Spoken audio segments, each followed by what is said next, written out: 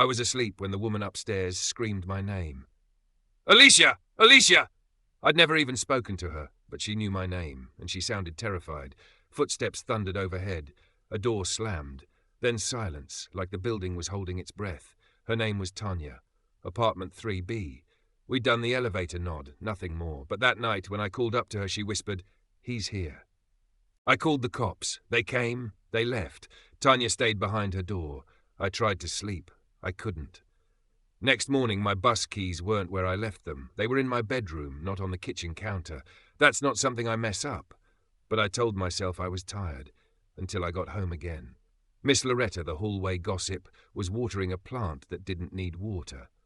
"You hear that ruckus last night?" she asked. Then she added, "Been footsteps on the fire escape lately." I thought it was a cat, but cats don't wear boots. That night I found a sticky note inside my fridge door. Same tall, narrow handwriting. Lock it twice. It wasn't mine. I called my brother Marcus. He changed the screws, installed a new deadbolt, said the old ones could pop with a shoulder hit. I told him about the scream, the note, the keys.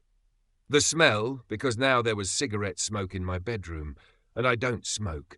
When I looked out the window, I saw a shadow on the fire escape, and on the floor under the window, another note.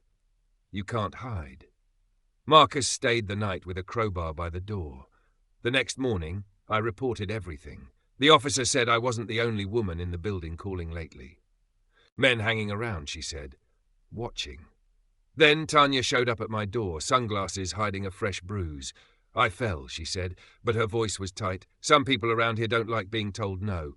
That night I saw him again, outside my window, grinning, smoking, watching me. A few nights later, someone tried my door with a key, but it didn't work. I watched through the peephole as he walked into 3B, Tanya's old place. I called Marcus. Then the police. They showed up. He answered the door. It was Jerome.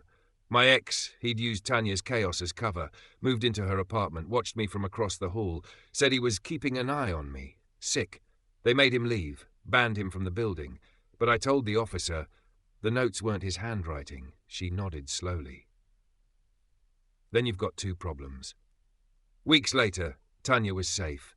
Jerome was gone. Locks changed, alarms set, but some nights, when the building creaks, I still smell cigarette smoke. Thank you for listening. If you enjoyed, please like, share and subscribe for more content at RedditBiblio.